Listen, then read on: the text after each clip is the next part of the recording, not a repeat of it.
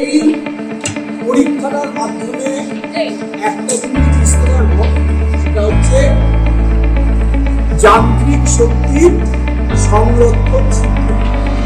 যান্ত্রিক শক্তির সংরক্ষণ সূত্র কাকে বলে?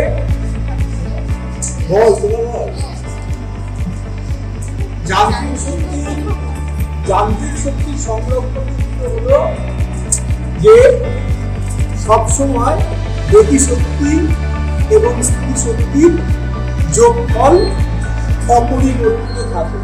আমরা গণিতে করেছি যে অবাধে পতনশীল বস্তু, অর্থাৎ কোনো বস্তুকে বায়ুতে বাধাহীনভাবে ছেড়ে দিলে সেই বস্তুটির গতিশক্তি আর স্থিতিশক্তির যোগফল সবসময় একই। আমরা এখানে এই স্থিতিশক্তি গতিশক্তিতে রূপান্তরিত হচ্ছে সেটা দেখব। এবং মজার একটা ব্যাপার যে এখান থেকে ছাড়লে কি হবে, এখানে স্থিতিশক্তি সর্বাধিক, সেখানে গতিশক্তি রূপান্তরিত হবে। এবং এই মার্বেলটা এই রাস্তা অতিক্রম করতে গেলে, এই রাস্তাটা হচ্ছে একটা বৃত্তাকার ট্র্যাক বা সার্কুলার ট্র্যাক। এই সার্কুলার ট্র্যাকের মধ্যে দিয়ে এই মার্বেলটাকে যেতে গেলে মার্বেলটা কি লাগবে, একটা মিনিমাম গতিবেগ বা মিনিমাম একটা ভেলোসিটি লাগবে। যে ভেলোসিটি পেলে এই মার্বেলটা এই বৃত্তাকার পথটাই অতিক্রম করতে পারবে। আমরা এখান থেকে যদি ছাড়ি কি দেখবো, ভালো করে দেখো, কি দেখলাম, মার্বেলটা এই বৃত্তাকার পথটা অতিক্রম করলো। কেন করতে পারলো? কারণ এই বিন্দুতে স্থিতিশক্তিটা বেশি। আমাদের যখন স্থিতিশক্তি গতিশক্তি রূপান্তরিত হচ্ছে, এইখানে একটা অনেকটা বেশি গতিবেগ পাচ্ছে, করতে পারছে। এখান থেকে ছাড়ি কি দেখবো, দেখা যাক এখান থেকে ছাড়ি দেখতে যাবে।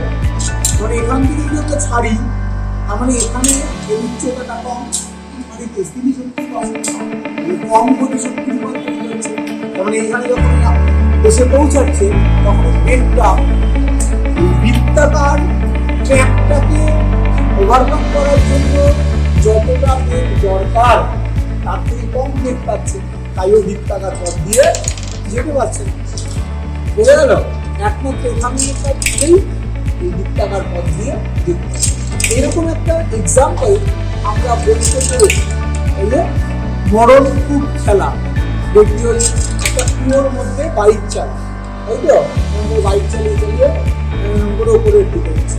এবং মজার, ওই বাইকটা একটা কিন্তু মিনিমাম বেগ থাকে।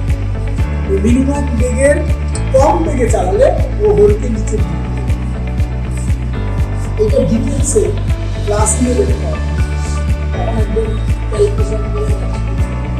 এই জায়গাটা আমরা একটা বুঝলাম, এখানে এটা স্থিতিশক্তি গতিশক্তি এবং এই বৃত্তাকার পথটা পাওয়ার জন্য একটা মিনিমাম গতিবেগ লাগছে।